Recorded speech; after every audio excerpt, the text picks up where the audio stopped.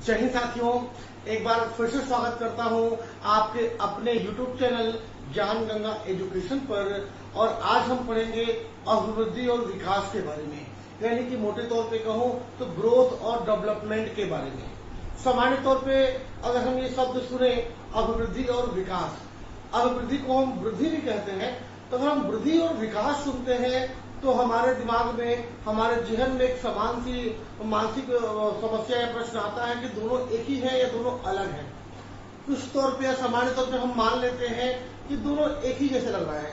अभिवृद्धि और विकास दोनों सुनने में, कहने में बिल्कुल एक जैसा, तो शब्द अलग होने के बावजूद भी हम दोनों का अर्थ एक जैसा ही लगाने की कोशिश करते हैं। लेकिन मनोविज्ञान की माने तो हमारे मनोविज्ञान की भाषा में इन दोनों के अलग अलग मायने होते हैं, अलग अलग अर्थ होते हैं। अभिवृद्धि को हम ग्रोथ कहते हैं और विकास को हम डेवलपमेंट कहते हैं, तो शाब्दिक अर्थ की बात हो गई। अब इस वीडियो में हम समझेंगे कि अभिवृद्धि और विकास क्या क्या है, दोनों में क्या अंतर है, दोनों किन किन चीजों को दर्शाती है और दोनों किन किन चीजों को प्रकट करती है। तो इस वीडियो के साथ आखिरी तक बने रहें और आखिरी तक इस वीडियो को देखें ताकि अभिवृद्धि और विकास को आप बड़े ही आसानी से, बड़े ही कम समय में समझ सकें। वीडियो चालू करने के पहले एक विशेष आग्रह करूंगा आपसे कि यदि आपने मेरा चैनल सब्सक्राइब नहीं किया है तो चैनल को सब्सक्राइब करें, घंटी को दबाएं और नोटिफिकेशन को ऑल कर दें, क्योंकि हमारी शैक्षिक वीडियो आप तक ऐसे ही निरंतर मिलते रहे और आपके हौसले के सामने या हौसले के साथ हम अपनी वीडियो बनाते रहें। तो आइए शुरू करते हैं आज अभिवृद्धि और विकास के बारे में चर्चाएं आपके साथ। सबसे पहले बात करूंगा मैं अभिवृद्धि की। तो अभिवृद्धि क्या है? तो अभिवृद्धि के बारे में मैं विशेष बताऊंगा कि यह परिणात्मक होता है। ये क्या होता है? एक परिणात्मक इकाई है। वृद्धि में हुए परिवर्तनों को सीधे मापा जा सकता है। जो अभिवृद्धि होता है उसको हम सीधे माप सकते हैं। ये परिणात्मक होता है, दिखता है आपसे। अभिवृद्धि मूलतः शारीरिक परिवर्तन है, जैसे लंबाई, भार इत्यादि। अभी आपने ऐसा अभिवृद्धि के बारे में एक मन में कॉन्सेप्ट क्लियर हो गया होगा कि अभिवृद्धि क्या है। बिल्कुल यह परिणात्मक है, मतलब ये दिखता है। आपने नाम सुना होगा क्वालिटी और क्वांटिटी, गुणात्मक और परिणात्मक। जो व्यक्ति के गुण होते हैं वो शायद दिखते नहीं, गुणात्मकता दिखती नहीं है, पर जो परिणात्मक होते हैं वो दिखता है। तो ये क्या है? यह परिणात्मक है, यानी ये देखा जा सकता है आंखों से। वृद्धि में हुए परिवर्तनों को सीधे मापा जा सकता है। जो हमारी वृद्धि है, इसमें जो परिवर्तन हो रहा है, जो ग्रोथ हो रहा है, जो बढ़ रहा है, इसको हम सीधे तौर पे माप सकते हैं। और अभिवृद्धि मूलतः शारीरिक परिवर्तन है, जैसे लंबाई, भार इत्यादि। हमारा जो लंबाई बढ़ता है समय के साथ, जन्म होने के बाद हमारी लंबाई क्रमशः बढ़ती जाती है। ये क्या है? ये अभिवृद्धि का एक हिस्सा है। हमारे शरीर में जो भी बदलाव हो रहा है, मोटे हो रहे हैं, बड़े हो रहे हैं, हमारा वजन बढ़ रहा है, लंबाई बढ़ रही है, ये सब क्या है? अभिवृद्धि है। ये विकास के अंतर्गत एक चरण है। माना कि विकास के अंतर्गत अभिवृद्धि को हम शामिल कर सकते हैं, लेकिन एक तौर पे देखें तो विकास अलग होता है, अभिवृद्धि अलग होता है। अभिवृद्धि जो है विकास के अंतर्गत ही आने वाली प्रक्रिया है। अभिवृद्धि जो है विकास के अंतर्गत ही आने वाली प्रक्रिया है। इसे भी विकास के दृष्टिकोण से हम देख सकते हैं कि विकास है, लेकिन जो ग्रोथ है वो स्पष्ट रूप से देखा जा सकता है। अब हम जब तक बात विकास की नहीं करेंगे तब तक हमको अभिवृद्धि और विकास में फर्क समझ नहीं आएगा। अभी मैंने स्वयं कहा कि अभिवृद्धि को विकास के अंतर्गत ही लिया जाता है या प्रकट किया जाता है। अब देखते हैं विकास के बारे में। तो यह गुणात्मक होता है। विकास में हुए परिवर्तनों को मापने के लिए परीक्षणों का प्रयोग करना पड़ता है, जैसे बुद्धि, रुचि, उपलब्धि इत्यादि। अभी मैंने कुछ देर पहले कहा कि अभिवृद्धि क्या है? परिणात्मक है, इसको हम सीधे हाथ से देख सकते हैं।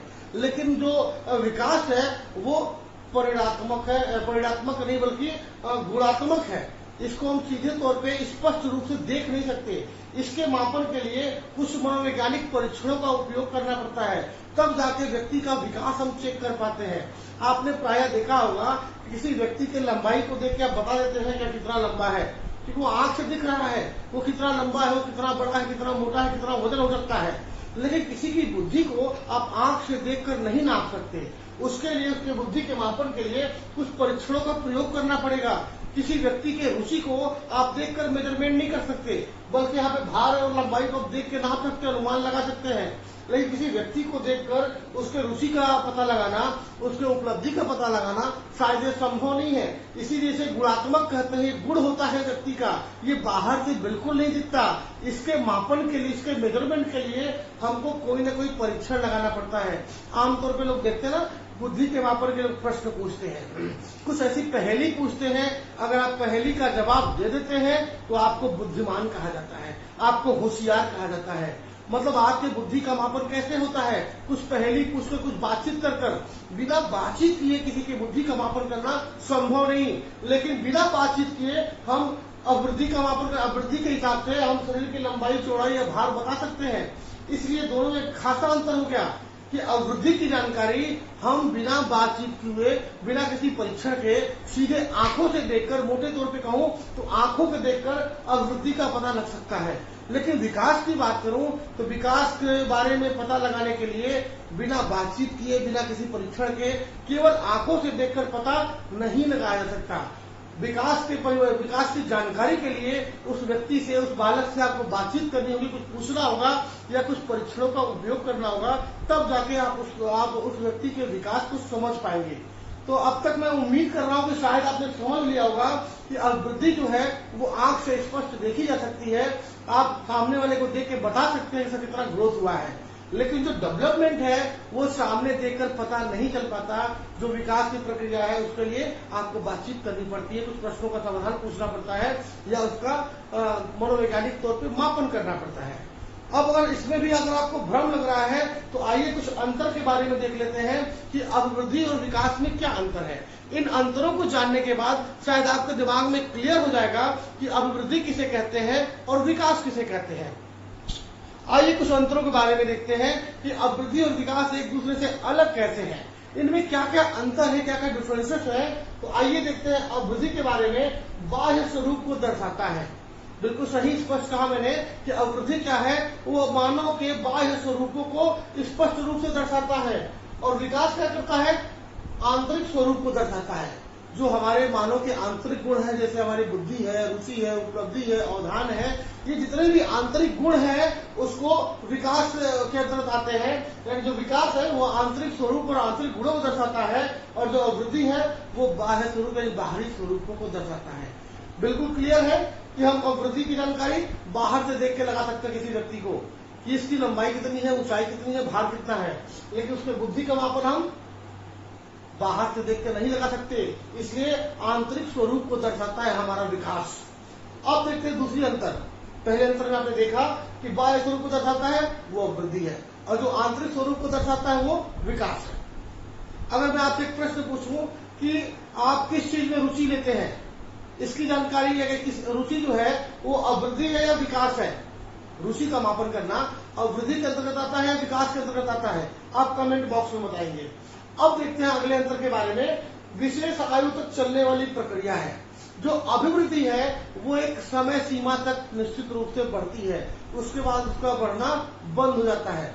जैसे सामान्य तौर पर उदाहरण दूं तो एक बालक की लंबाई सामान्य आयु तक बढ़ती है, उसके बाद उसकी लंबाई वहीं पर आके रुक जाती है। इसलिए कहा गया है कि विशेष आयु तक चलने वाली प्रक्रिया है। आपने सुना होगा कि 22 से 24 साल के बाद लंबाई का बढ़ना मुश्किल या नामुमकिन सा हो जाता है। बच्चे को जो लंबाई पानी होती है, जो हाइट डेवलप करनी होती है, वो 22 से 24 साल तक वो लंबाई को प्राप्त कर लेता है। उसके बाद उसकी लंबाई बिल्कुल नहीं बढ़ती। और हम बात करें विकास की तो विकास जीवन पर्यंत चलने वाली प्रक्रिया है। व्यक्ति की जो बुद्धि है वो हमेशा मृत्यु तक बढ़ती रहती है। व्यक्ति की जो उपलब्धि है उसको आखिरी सांस तक हम अचीवमेंट को बढ़ा सकते हैं। उसकी रुचियां भी परिवर्तित होती रहती है आखिरी सांस तक। लेकिन व्यक्ति की लंबाई की बात करें तो वो नहीं बढ़ती। तो जो अवृद्धि है वो एक समय सीमा तक फिक्स होती है। आपने सुना होगा कि बालक के 24 दांत जम गए, 32 दांत जम गए। जब बालक के 32 दांत आ जाते हैं तो हम मान लेते हैं कि बालक मेच्योर हो गया है, परिपक्व हो गया है, अब उसकी आखिरी वृद्धि हो गई है, उसके बाद उसका ग्रोथ नहीं होगा। लेकिन आज के परिवेश में ग्रोथ की बात करें तो एक मिथ्या आ गई है कि बच्चे की लंबाई नहीं बढ़ती है, बच्चे के दांत नहीं बढ़ते, लेकिन बच्चे का वजन बढ़ता है जरूर इस लॉकडाउन में। तो कहीं ना कहीं इसमें एक मिथ्या चल रही है। विशेष आयु तक चलने वाली प्रक्रिया है जिसमें लंबाई और भार कम रहते, तो लंबाई तो नहीं बढ़ता वृद्धि में एक समय सीमा के बाद, लेकिन भार कभी भी बढ़ सकता है। ये भी भार भी अभिवृद्धि के अंतर्गत ही आता है। तो एक मिथ्या इसमें शामिल जरूर है इस कोरोना काल में कि हर व्यक्ति की लंबाई तो नहीं बढ़ी पर वजन 2-4 किलो जरूर बढ़ गया है। खैर वो दूसरे मुद्दे की बात है। अब आइए देखते हैं अगले अंतरों के बारे में। अगला अंतर है विशेष परिवर्तनों को देखा और मापा जा सकता है। जो अभिवृद्धि में जो मानव के अंदर जो परिवर्तन होते हैं, जैसे लंबाई का बढ़ना, उसका मोटा होना, इसको आप देख सकते हैं और माप सकते हैं। इंच में या मीटर में, फीट में नाप सकते हैं आप। लेकिन विकास को हम मानसिक रूप से देख नहीं सकते, आंख से हम देख नहीं सकते। उसको हमको प्रश्न पूछ के या किसी मनोवैज्ञानिक तरीके से मापना ही पड़ेगा। इसलिए कहा गया है कि अभिवृद्धि को हम परिवर्तनों को देख वो माप सकते हैं, लेकिन विकास को हम देख नहीं सकते, पर मापन जरूर कर सकते हैं। लेकिन कैसे?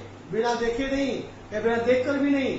उसका मापन हम कुछ मनोवैज्ञानिक विधियों से या कुछ प्रश्न पूछकर कुछ आकलन करने के बाद ही हम विकास का मेजरमेंट या मापन कर सकते हैं। अब देखते हैं अगला अंतर क्या है। केवल शारीरिक परिवर्तनों को प्रकट करता है। जो अभिवृद्धि है वो मानव के शारीरिक परिवर्तन को प्रकट करती है, जबकि जो विकास है वो आंतरिक गुणों को प्रकट करता है। अब बिल्कुल क्लियर हो गया होगा अभिवृद्धि और विकास में अंतर। अभिवृद्धि क्या है? जो बाहरी गुणों को, यानी बाहर जो होता है शरीर के परिवर्तन है, या शरीर की लंबाई बढ़ी, मोटाई बढ़ी, आपके चेहरे का आकार बढ़ा, आपके बाल बड़े हो गए, ये सब क्या है? ये शारीरिक परिवर्तनों को प्रकट करता है अभिवृद्धि। और विकास क्या करता है? वो आंतरिक गुणों को प्रकट करता है। आपके अंदर ईमानदारी आ गई, आपकी बुद्धि क्षमता बढ़ गई, आपके अंदर सोच विचार करने की क्षमता बढ़ गई, आपकी उपलब्धि बढ़ गई, आपकी रुचियां परिवर्तित हो गई। ये सब आंतरिक जितने भी गुण हैं उसको हम विकास के अंतर्गत शामिल कर सकते हैं। अब देखते हैं वृद्धि के अगला अंतर। कोई निश्चित क्रम नहीं होता। अब वृद्धि का यानी कि लंबाई बढ़ने का और वजन बढ़ने का, चौड़ाई बढ़ने का, मोटाई बढ़ने का कोई फिक्स लिमिटेशन नहीं है कि बालक की लंबाई 2 वर्ष में इतनी ही होगी। कोई फिक्स नहीं है। कभी लंबाई बढ़ता है, कभी मोटाई बढ़ जाता है, कभी वजन घट जाता है, कभी बढ़ जाता है। इसलिए कोई भी निश्चित समय सीमा नहीं है या कोई निश्चित क्रम नहीं है, बल्कि विकास का एक निश्चित क्रम होता है। विकास मतलब शैशवावस्था के बाद बाल्यावस्था, बाल्यावस्था के बाद किशोरावस्था और किशोरावस्था के बाद प्रौढ़ावस्था का आना निश्चित है। एक समय के बाद बच्चे के शब्दकोश में वृद्धि होती है, बच्चे के विकास में, बच्चे के बुद्धि में वृद्धि होती है। इसका जो एक परिवर्तन है एक निश्चित क्रम होता है। अब एक आखिरी अंतर देख लेते हैं, फिर काफी निश्चित हो जाएगा और वृद्धि और विकास में अंतर लगा पाना कि अभिवृद्धि क्या है? एक निश्चित दिशा इसकी नहीं होती है। अभिवृद्धि जो है वो कोई जरूरी नहीं कि बस लंबाई ही बढ़े। कई बार 10 साल के बाद लंबाई का बढ़ना रुक जाता है और आदमी मोटा होना शुरू हो जाता है, और अचानक 15 साल बाद अचानक उसकी लंबाई फिर से बढ़नी शुरू हो जाती है। मतलब कोई निश्चित दिशा नहीं कि बढ़ना है तो बढ़ती रहेगा। वो बढ़ सकता है, रुक सकता है, फिर बढ़ सकता है, फिर रुक सकता है। लेकिन जो विकास है वो एक निश्चित दिशा की होती है। बुद्धि व्यक्ति का बढ़ते ही जाता है, बढ़ते ही जाता है, बढ़ते ही जाता है। अनुभव के साथ साथ, उम्र के साथ साथ हमेशा बुद्धि आगे की ओर बढ़ती जाती है, सही दिशा की ओर काम करती है। तो ये थे कुछ अभिवृद्धि और विकास में अंतर जो मैं और आप मिलकर चर्चा कर रहे हैं। इसमें अगर कोई भी डाउट हो, कोई भी दिमाग में कंफ्यूजन हो, तो आप मुझसे संपर्क कर सकते हैं मेरे व्हाट्सएप नंबर 9669344871 पर। और इसके साथ ही साथ अगर आपको कंफर्म हो गया हो तो आगे थोड़ी सी चर्चा और कर लेते हैं कि बुद्धि विकास को या फिर अभिवृद्धि को प्रभावित करने वाले कारक वो कौन सी ऐसी चीजें हैं जो हमारे वृद्धि और विकास को इफेक्टेड करती हैं, प्रभावित करती हैं। तो उसके बारे में एक छोटी सी चर्चा करूंगा कि प्रभावित करने वाले कारक में सबसे पहला कारक है वंशानुक्रम। अगर हमारे माता पिता का विकास ठीक ठाक नहीं हुआ, अच्छे से नहीं हुआ है, या उनका विकास की गति धीमी रही है, वो कमजोर रहे हैं या दुबले रहे हैं, बहुत छोटे रहे हैं, तो उसका भी प्रभाव हमारे ऊपर पड़ता है। अगर हमारे माता पिता का विकास सही समय पे ठीक से नहीं हुआ तो हमारा भी विकास प्रभावित होता है, हमारी अभिवृद्धि प्रभावित होती है। हमारे माता पिता ठीकने नाटे छोटे हैं तो हम भी ठीकने और नाटे छोटे होंगे, हमारा भी विकास उससे प्रभावित होगा। तो विकास या अभिवृद्धि को प्रभावित करने वाले कारक में सबसे बड़ा फैक्टर है उसका वंशानुक्रम, यानी माता पिता के कुछ लक्षण, कुछ गुण जो हमारे अंदर आते हैं। दूसरे की बात करो तो वातावरण भी हमारे अभिवृद्धि और विकास को काफी प्रभावित करता है, क्योंकि जिस तरह के वातावरण में हम रहते हैं वैसे ही हमारा विकास होता है। अभिवृद्धि की तो कुछ देर तक हम मान लेते हैं कि अभिवृद्धि लगभग चलते रहता है, लेकिन कई बार जैसी संगति वैसी रंगति। आप अच्छे लोग के बीच में रहते हैं तो अच्छा खासा व्यायाम करते हैं, अच्छा पोषण लेते हैं, तो आपका अभिवृद्धि और विकास दोनों बेहतर होता है। लेकिन बुरी संगत के साथ रहेंगे, आलसी बनेंगे, तो शायद आपका विकास भी रुक जाएगा और अभिवृद्धि तो शायद निरंतर चलती रहे। तो वातावरण का भी आपके वृद्धि और विकास पे काफी फर्क पड़ता है, काफी प्रभाव पड़ता है। आगे देखें बुद्धि, अगर हमारी बुद्धि ठीक नहीं है तो भी हमारा विकास ठीक से नहीं हो सकेगा। विकास के लिए हमारे बुद्धि का, हमारे दिमाग का एक स्वस्थ होना बेहद जरूरी है। एक अच्छे दिमाग का व्यक्ति ही अपने लिए अच्छा विकास कर सकता है। कहा जाता है कि स्वस्थ शरीर में स्वस्थ मस्तिष्क का विकास होता है। अब उसको मैं कहूँ स्वस्थ मस्तिष्क द्वारा ही स्वस्थ शरीर का विकास होता है। शरीर तो आपको मिल गया, पर आपके पास बुद्धि ठीक नहीं, शरीर को डेवलप कैसे करनी है, हमारे मानसिक स्तर को कैसे बढ़ाना है, अपना विकास आगे कैसे करना है, इसके लिए आपकी बुद्धि का अच्छा होना बेहद जरूरी है। एक और देख लेते हैं हम, वातावरण को मैंने 2 बार लिख दिया है, तो आगे देखते हैं जन्म क्रम। जन्म क्रम भी हमारे विकास को प्रभावित करता है, क्योंकि जो बालक सबसे पहला ज्येष्ठ पुत्र होता है, ऐसा मनोविज्ञान में माना जाता है कि ज्येष्ठ पुत्र के प्रति माता पिता का प्यार अधिक होता है, उसको जिम्मेदारियां अधिक होती हैं, उसको जीवन का अनुभव कम मिलता है, क्योंकि लाड प्यार में पला बड़ा होता है। लेकिन जो छोटा भाई होता है, अपने बड़े भाई से हर कदम कदम पर उसको मार्गदर्शन मिलता है, तो छोटे भाई का विकास बड़े भाई की अपेक्षा अधिक तीव्र से या ज्यादा होता है। अक्सर देखा जाता है कि छोटा भाई बड़े भाई से अधिक इंटेलिजेंट हो जाता है, क्योंकि जब बड़ा भाई पैदा हुआ था तो उसकी देखरेख के लिए केवल उसके माता और पिता थे, जो उसके भूख प्यास और उन्होंने सामान्य चीजों की चिंताएं करते थे।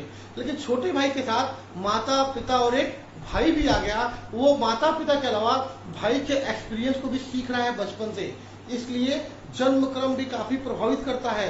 छोटे बच्चे जो होते हैं वो अधिक होशियार और उनका विकास अधिक अच्छा विकास होता है, अच्छा ग्रोथ होता है, अच्छा डेवलपमेंट होता है।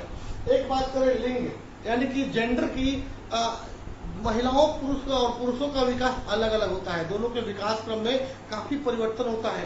एक फतेह की बात बताऊंगा, जो अक्सर सी टेट या जितनी भी प्रतियोगिता परीक्षा है, TET, CG TET, UP TET, NET और जितनी भी प्रतियोगिता परीक्षाएं आती है, उस सब में एक विशेष सवाल पूछा जाता है कि वो कौन सा समय है, ध्यान दीजिएगा, वो कौन सा समय है जब महिलाओं का भार पुरुषों की अपेक्षा अधिक होता है।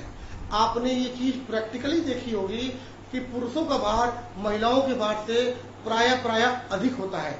यकीन ना हो तो आप किसी पोल्ट्री फार्म पे जाएं और एक मुर्गे और एक मुर्गी का वजन करें, मतलब समान आकार के दिखने वाले, आंखों से दोनों साइज एक जैसे दिख रहे हैं, पर एक मुर्गी का वजन करें, एक मुर्गे का वजन करें, तो मुर्गे का वजन मुर्गी के वजन की अपेक्षा थोड़ा सा अधिक होगा।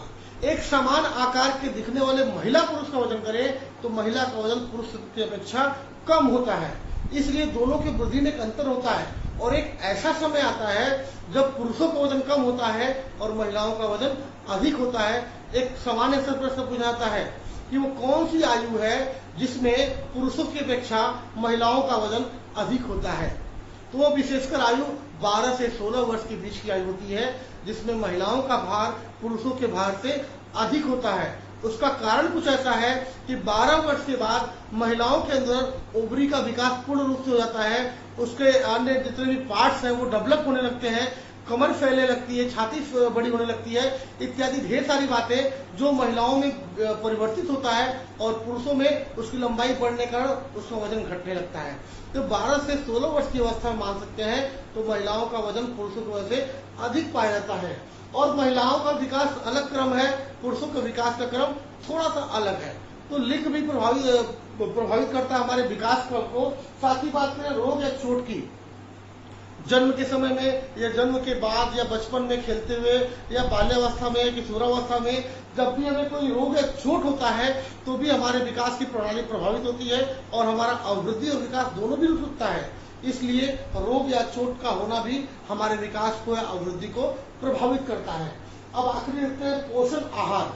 जो पोषक आहार होते हैं वो भी हमारे विकास और वृद्धि को प्रभावित करते हैं, लेकिन अगर आप अच्छे से भोजन नहीं लेते हैं, पोषक आहार नहीं खाते हैं, तो आप कुपोषण का शिकार हो सकते हैं। आपका बच्चा या पास पड़ोस में रहने वाला बच्चा, आपने देखा होगा कि कुपोषण का शिकार होने वाले बच्चे बिना खाना खाए रहते हैं, कम खाना खाते हैं, या उचित पोषण नहीं मिल पाता है, जिसके कारण उनका विकास प्रभावित होता है। आजकल सरकार ने ढेर सारे शासकीय अस्पतालों में कुपोषित बच्चों के लिए पोषण की व्यवस्था की है, उनको न्यूट्रिएंट्स दिया जाता है बाहर से। कुपोषित बच्चे जाके डॉक्टर से मिल सकते हैं, उनकी माताएं जाकर मिलाती हैं कि मेरा बच्चा कुपोषित हो गया है, इसे सही उचित आहार नहीं मिल पाया है, तो उसकी जांच होती है, क्योंकि उसका विकास रुक गया होता है। तब जाके बच्चा बोलता नहीं ये बच्चा तो कुपोषण का शिकार है। इसको पहले उचित पोषण दो तो इसका विकास नहीं होगा। तो कहीं ना कहीं हमारा उचित पोषण भी हमारे विकास को प्रभावित करता है। इसके अलावा और ढेर सारे फैक्टर हैं जो हमारे विकास की प्रक्रिया को इफेक्टेड करते हैं, प्रभावित करते हैं। अगर आपको इसके अलावा कुछ पॉइंट मिलता है तो मुझे कमेंट बॉक्स में जरूर लिखें। अब छोटे से कम शब्दों में वीडियो के आखिरी में हम जान लेते हैं कि मानव विकास की कुछ अवस्थाएं होती हैं कि मानव विकास की अवस्थाएं क्या क्या हैं। अगर मानव विकास की अवस्थाओं की बात करें तो मनोवैज्ञानिकों ने मानव विकास को 4 अवस्थाओं में बांटा है। अक्सर पूछा जाता है सभी प्रतियोगिता परीक्षाओं में कि मानव विकास की कितनी अवस्थाएं होती हैं, तो अपने हिसाब से आप लगाएंगे तो तमाम अवस्थाएं हो सकती हैं, लेकिन मनोवैज्ञानिकों ने मोटे तौर पे बात करें तो मानव विकास की 4 अवस्थाओं को बताया है। पहली अवस्था क्या होती है? शैशवावस्था। पहली अवस्था को बोलते हैं शैशवावस्था, जो जन्म से लेकर 6 वर्ष तक चलता है। अब इसमें एक शानदार प्रश्न बनता है, शैशवावस्था की सही उम्र क्या है? सही उम्र क्या है? 0 से 6 वर्ष। 0 मतलब जन्म से 6 वर्ष। अब दूसरा प्रश्न क्या बनता है? बाल्यावस्था की अवधि कितनी होती है? दूसरी अवस्था को हम बोलते हैं बाल्यावस्था, यानी 6 से लेकर 12 साल की अवस्था को हम बाल्यावस्था कहते हैं। तो प्रश्न पूछता है कि बाल्यावस्था की आयु सीमा क्या है, या बाल्यावस्था किस से किस समय को कहा जाता है? तो आप बता सकते हैं कि 6 से 12 वर्ष की अवस्था को हम बाल्यावस्था कहते हैं। अब सबसे खतरनाक स्टेज में आते हैं, सबसे अधिक पूछा जाने वाला प्रश्न, किशोरावस्था किसे कहते हैं और इसकी सही समय सीमा क्या है? तो तीसरा स्टेज जो है किशोरावस्था, एडल्ट संस्कार, इसकी सही समय सीमा 12 से 18 वर्ष होती है। बच्चा सबसे अधिक संघर्ष और तूफान इसी अवस्था में करता है। वो स्टैनले हॉल ने कहा है कि किशोरावस्था संघर्ष और तूफान की अवस्था है। इस अवस्था में अगर बालक के ज्वरों को अगर संभाल लिया जाए, बालक के अंदर जो एनर्जी है, जो रक्त संचार है, उसका अगर सही सदुपयोग करें तो उसे बेहतर नागरिक बना सकते हैं। अगर उसका सही सदुपयोग नहीं हो पाया, उसका सही से दिशा निर्देशन और परामर्श नहीं हो पाया, तो बालक हाथ से निकल सकता है। इसलिए किशोरावस्था के बालकों को, जो 12 से 18 वर्ष के बालक हैं, इनका विशेष ख्याल रखिए, विशेष ध्यान रखिए। और जो चौथी और आखिरी अवस्था है जिसका नाम दिया गया प्रौढ़ावस्था, एडल्ट, जिसको हम प्रौढ़ावस्था जिसको हम कहते हैं 18 से 18 वर्ष से अधिक, जिसको हम कहते हैं एडल्ट, जो आदमी एडल्ट हो गया है, जो आदमी प्रौढ़ हो गया है। और प्रौढ़ावस्था की हमारे भारत में आयु कितनी रखी गई है? 18 वर्ष। याद रहे कि हमको मताधिकार कब मिलता है? 18 वर्ष। वोट डालने का अधिकार कब मिलता है? 18 वर्ष। ड्राइविंग लाइसेंस कब मिलता है? 18 वर्ष। इसी 18 वर्ष को हम प्रौढ़ावस्था कहते हैं, यानी किशोरावस्था जैसे ही खत्म हुआ हम मेच्योर हो गए। इन 4 अवस्थाओं को विशेष तौर से याद रख लीजिए कि शैशवावस्था जन्म से 6 वर्ष, बाल्यावस्था 6 से 12 वर्ष, किशोरावस्था 12 से 18 वर्ष और प्रौढ़ावस्था 18 से लेकर आखिरी तक, जब तक आप मेच्योर होते रहे और आखिरी मरने तक, उसको हम बोलते हैं प्रौढ़ावस्था। ये मुख्य 4 भागों के बारे में मैं अलग से वीडियो बनाऊंगा कि किशोरावस्था क्या है, किशोरावस्था में बच्चे का मानसिक विकास कैसा होता है, शारीरिक विकास कैसा होता है, सामाजिक विकास कैसा होता है, संवेगात्मक विकास कैसा होता है, बच्चे समायोजन कैसे करते हैं। तो शैशवावस्था में बच्चे का पूरा मतलब सामाजिक, मानसिक, संवेगात्मक और जितने भी तरह के विकास के पहलू हैं उसके बारे में एक अलग से वीडियो बनाया जाएगा इसी वीडियो के अगले क्रम में। यानी अगले वीडियो में हम शैशवावस्था पर चर्चा करेंगे, उसके बाद बाल्यावस्था, किशोरावस्था और प्रौढ़ावस्था। ये मानव विकास के 4 अवस्थाओं के बारे में हम अलग अलग वीडियो आपके सामने लेकर आएंगे, जिससे आप इस जानकारी को बेहतर और पुख्ता कर सकें और किसी भी प्रतियोगिता परीक्षा में या अपने ज्ञान के वृद्धि के लिए आप इस ज्ञान का सही सदुपयोग कर सकें। अगर वीडियो पसंद आए तो लाइक करें, शेयर करें और सब्सक्राइब करना बिल्कुल ना भूलें, क्योंकि आपके सब्सक्रिप्शन से ही हमारा मनोबल बढ़ता है। हम अगली वीडियो के साथ फिर तरोताजा होकर आपके सामने प्रस्तुत होते हैं।